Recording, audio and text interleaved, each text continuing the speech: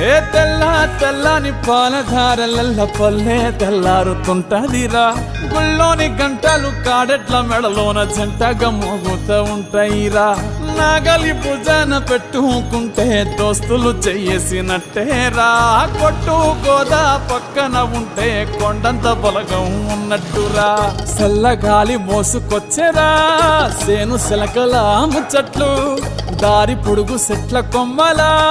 రాలుతున్న పూల సప్పట్లు గట్టి మోపులు కాల్వ గట్టులు చెమట సుక్కల్లో తడిసిన ఈ మట్టి గంధాల ఊరు